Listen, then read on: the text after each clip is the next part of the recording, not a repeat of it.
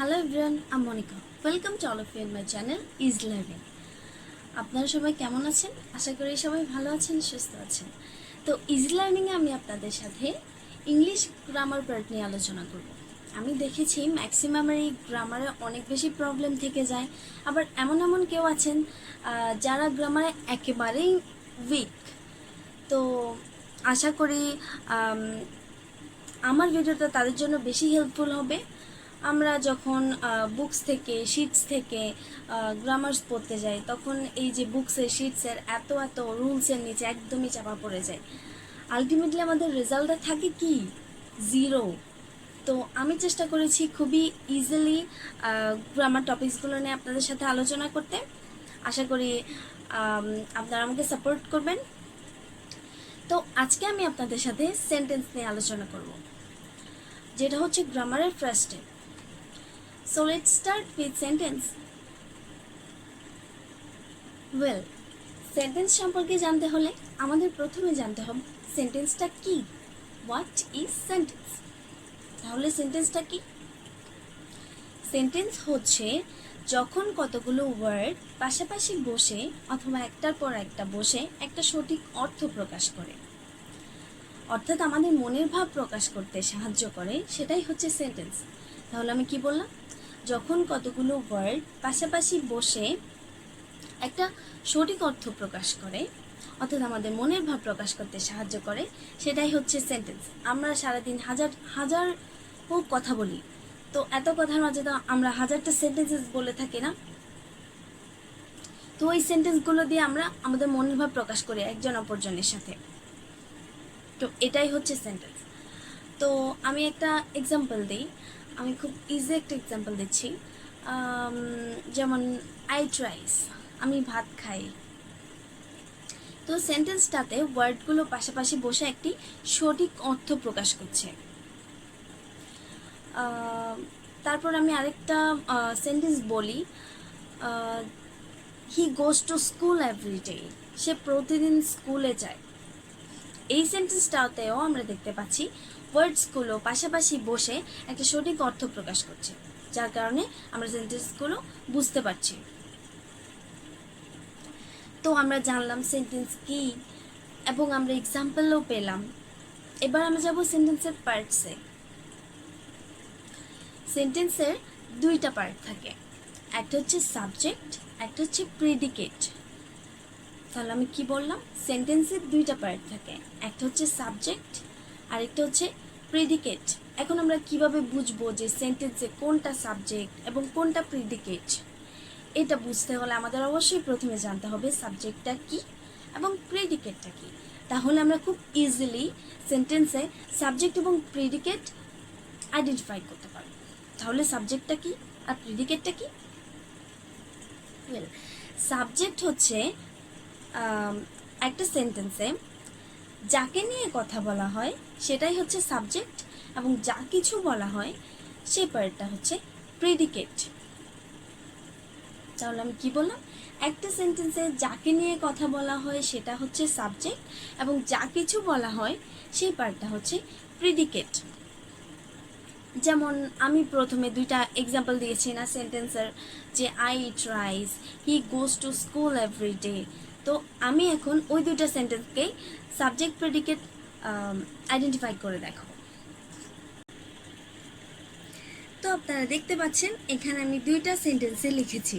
এখন আমি এখানে সেন্টেন্সগুলোর মধ্যে সাবজেক্ট এবং প্রেডিকেট আইডেন্টিফাই করে দেখাবো। তো এখানে প্রথম সেন্টেন্সটা হচ্ছে আই ট্রাইস। তাহলে আমি তখন সাবজেক্টের ডেফিনেশনটা কি বলেছিলাম?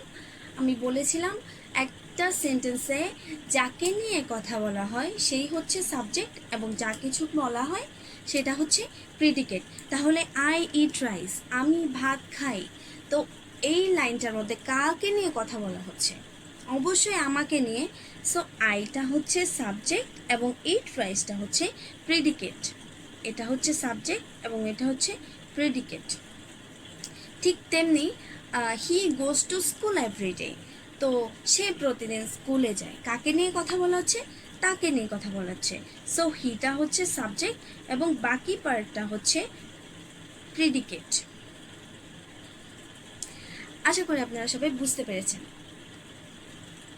এবং আশা করছি আপনাদের সেন্টেন্সের সাবজেক্ট এবং প্রিডিকেট আইডেন্টিফাই করতে কোনো প্রবলেম হবে না। ঠিক আমি আরেকটা এক্সাম্পল দিই, like the earth moves round the sun, পৃথিবী সূর্যের চারিদিকে ঘোরে। তাহলে এখানে কাকে নিয়ে কথা বলা হচ্ছে? পৃথিবীকে নিয়ে। সো দ্য আর্থ হচ্ছে সাবজেক্ট এবং মুভস রাউন্ড দ্য সান হচ্ছে প্রিডিকেট। তাহলে আমরা কি কি শিখলাম? আমরা শিখলাম সেন্টেন্সটা কি, তারপরে আমরা এক্সাম্পল পেলাম, সেন্টেন্সের পার্টস সম্পর্কে জানলাম, সেটা ডেফিনেশনও পেলাম এবং আইডেন্টিফাই করাও শিখলাম। এবার আমরা যাব সেন্টেন্সের ক্লাসিফিকেশনে। সো সেন্টেন্সকে দুই ভাগে ভাগ করা যায়, অর্থ অনুসারে এবং গঠন অনুসারে, according to meaning and according to structure. তো আজকে আমি আপনাদের সাথে অর্থ অনুসারে বাক্যের গঠন প্রণালী নিয়ে আলোচনা করব, আর গঠন অনুসারে বাক্যের গঠন প্রণালী নিয়ে আমি আমার নেক্সট ভিডিওতে আলোচনা করব। So according to meaning, there are 5 types of sentences. They are assertive sentence, interrogative sentence, imperative sentence, optative sentence, and last one is exclamatory sentence. তাহলে আমি কি বললাম? সেন্টেন্সকে দুই ভাগে ভাগ করা যায়, অর্থ অনুসারে এবং গঠন অনুসারে। অর্থ অনুসারে সেন্টেন্স আবার 5 প্রকার। কি কি? Assertive sentence, interrogative sentence, imperative sentence, optative sentence and exclamatory sentence. এখন আমরা কিভাবে বুঝবো যে কোন সেন্টেন্সটা অ্যাসার্টিভ, কোনটা ইন্টারোগেটিভ, কোনটা ইম্পারেটিভ, কোনটা অপটেটিভ এবং কোনটা এক্সক্লেমেটরি? এখন আমরা কিভাবে এটা আইডেন্টিফাই করব? আমাদের এটা আইডেন্টিফাই করতে হলে অবশ্যই আমাদের এই সেন্টেন্সগুলোর ডেফিনেশন জানতে হবে, এই সেন্টেন্সগুলো সম্পর্কে জানতে হবে অ্যাসার্টিভ সেন্টেন্স কি, ইন্টারোগেটিভ কি, ইম্পারেটিভ কি, অপটেটিভ কি এবং এক্সক্লেমেটরি কি। So let's start with assertive sentence. তাহলে অ্যাসার্টিভ সেন্টেন্সটা কি? অ্যাসার্টিভ সেন্টেন্স হচ্ছে যে বাক্য দ্বারা বর্ণনা বা বিবৃতি বোঝায়, সেগুলো হচ্ছে অ্যাসার্টিভ সেন্টেন্স। অর্থাৎ বর্ণনামূলক বা বিবৃতিমূলক বাক্যগুলাই হচ্ছে assertive sentence. For example, I tries, he goes to school every day. এই যে আমি ফার্স্টে সেন্টেন্সের যে এক্সাম্পলগুলো দিয়েছি, এই টাইপের সেন্টেন্সগুলাই হচ্ছে সব অ্যাসার্টিভ সেন্টেন্স। তো বোঝা গেল অ্যাসার্টিভ সেন্টেন্স কি? আমি আবারও বলছি, যে বাক্য দ্বারা বর্ণনা বা বিবৃতি বোঝায়, বর্ণনা বা বিবৃতিমূলক বাক্যগুলাই হচ্ছে অ্যাসার্টিভ সেন্টেন্স। যেমন I tries, he goes to school every day. অর্থাৎ এই টাইপের যত ধরনের সিম্পল বাক্য আছে সবগুলোই হচ্ছে অ্যাসার্টিভ সেন্টেন্স। এবার হচ্ছে ইন্টারোগেটিভ সেন্টেন্স। ইন্টারোগেটিভ সেন্টেন্সটা কি? ইন্টারোগেটিভ সেন্টেন্স মানে হচ্ছে প্রশ্নবোধক বাক্য। বোঝাই গেল যত ধরনের প্রশ্নবোধক বাক্য আছে সবই হচ্ছে ইন্টারোগেটিভ সেন্টেন্স। অর্থাৎ যে বাক্য দ্বারা প্রশ্ন করা হয় সেটাই হচ্ছে ইন্টারোগেটিভ সেন্টেন্স। যেমন how are you, what is your name, where do you live, does he go to college. এই টাইপের যত আমরা একজন অপরজনকে যত ধরনের কোয়েশ্চেন্স করি সবগুলোই হচ্ছে ইন্টারোগেটিভ সেন্টেন্স, মানে হচ্ছে প্রশ্নবোধক বাক্যগুলোই ইন্টারোগেটিভ সেন্টেন্স। তাহলে আমরা বুঝলাম অ্যাসার্টিভ সেন্টেন্স কি এবং বুঝলাম ইন্টারোগেটিভ সেন্টেন্স কি। এবার আমরা যাব ইম্পারেটিভ সেন্টেন্স। তাহলে ইম্পারেটিভ সেন্টেন্সটা কি? ইম্পারেটিভ সেন্টেন্স হচ্ছে যে বাক্য দ্বারা আদেশ, উপদেশ, অনুরোধ, অনুমতি, নিষেধ, প্রস্তাব এগুলো বোঝায়, সেই টাইপের বাক্যগুলোই হচ্ছে সব ইম্পারেটিভ সেন্টেন্স। অর্থাৎ যে বাক্যগুলো দ্বারা আদেশ বোঝাবে, উপদেশ করা বোঝাবে, অনুমতি দেওয়া বোঝাবে, নিষেধ করা বোঝাবে, প্রস্তাব দেওয়া বোঝাবে, ওই টাইপের বাক্যগুলাই হচ্ছে ইম্পারেটিভ সেন্টেন্স। তো আমি একটা এক্সাম্পল দিচ্ছি, যেমন ডু দ্য ওয়ার্ক, কাজটি করো। আমরা এটা এটা এটা কি বোঝাচ্ছে? অর্ডার বোঝাচ্ছে না, আদেশ বোঝাচ্ছে না, তাই এটা ইম্পারেটিভ সেন্টেন্স। তারপরে আরেকটা এক্সাম্পল দিই, প্লিজ গিভ মি সাম মানি, দয়া করে আমাকে কিছু টাকা দিন। তাহলে কি বোঝাচ্ছে? অনুরোধ করা বোঝাচ্ছে, তাই এটাও ইম্পারেটিভ সেন্টেন্স। তবে এখানে আমি একটা কথা বলে রাখি, লেটযুক্ত সেন্টেন্সগুলাই হচ্ছে ইম্পারেটিভ সেন্টেন্স। লেটযুক্ত যত সেন্টেন্স থাকে সবগুলো হচ্ছে ইম্পারেটিভ সেন্টেন্স। তাহলে আমরা কি শিখলাম? যে সেন্টেন্স দ্বারা আদেশ, উপদেশ, অনুরোধ, প্রস্তাব, নিষেধ বোঝানো হয়, অর্থাৎ এই টাইপের বাক্যগুলোই হচ্ছে ইম্পারেটিভ সেন্টেন্স। আবার এর মধ্যে আমরা আমরা যে সেন্টেন্সগুলো লেটযুক্ত দেখব, ওই সেন্টেন্সগুলো অবশ্যই ইম্পারেটিভ সেন্টেন্স। তাহলে আমরা কি কি বুঝলাম, আমরা কি কি শিখলাম? অ্যাসার্টিভ সেন্টেন্স শিখলাম, ইন্টারোগেটিভ সেন্টেন্স শিখলাম, ইম্পারেটিভ সেন্টেন্স শিখলাম।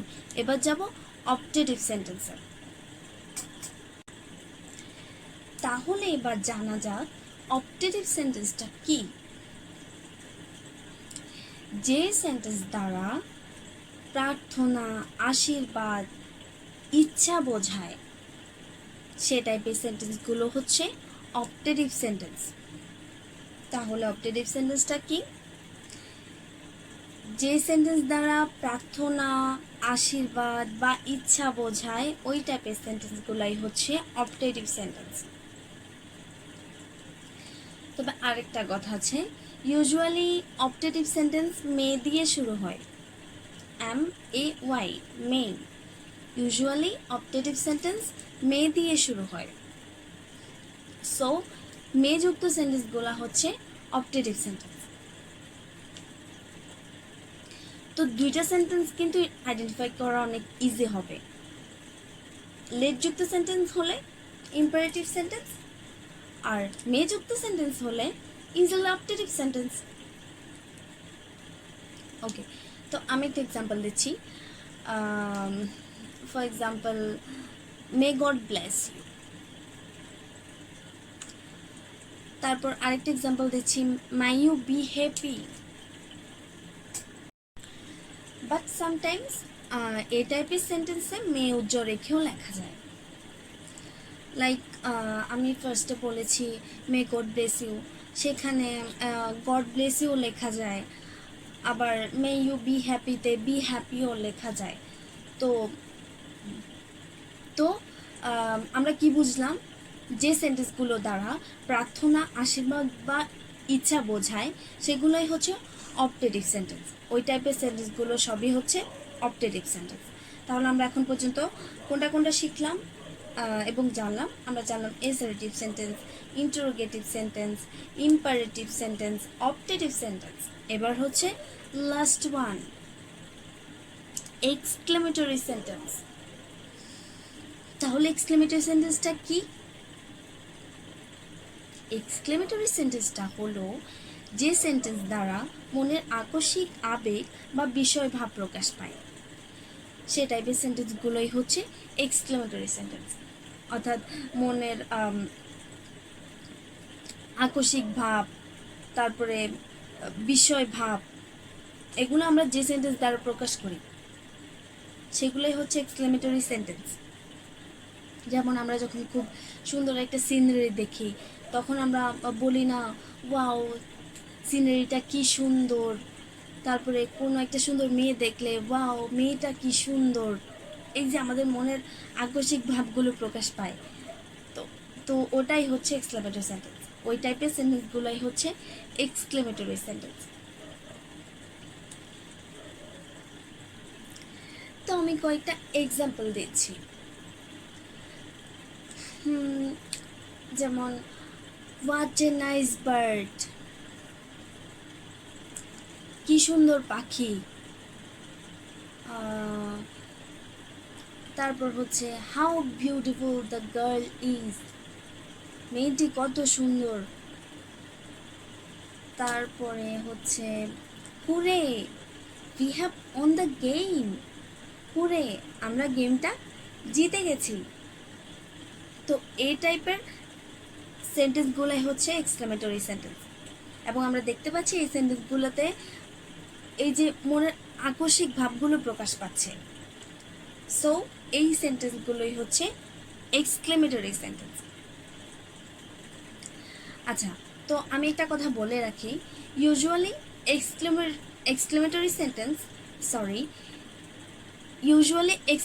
সেন্টেন্স হোয়াট, হাউ, হুরে এবং এলাস দিয়ে শুরু হয়। তাহলে আমি কি বলেছি?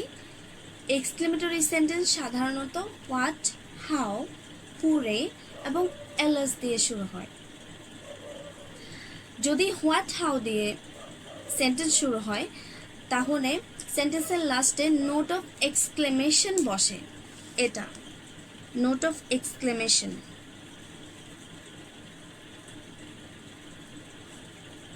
এটা হচ্ছে নোট অফ এক্সক্লেমেশন।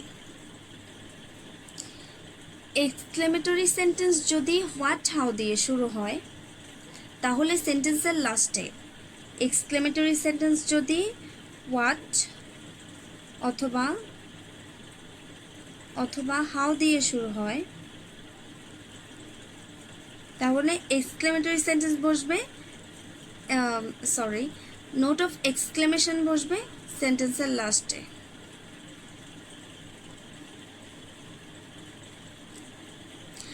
আর যদি এক্সক্লেমেটরি সেন্টেন্স যদি হুরে এবং অ্যালাস দিয়ে শুরু হয় তখন নোট অফ এক্সক্লেমেশনটা হুরে এবং অ্যালাসের পরেই বসবে।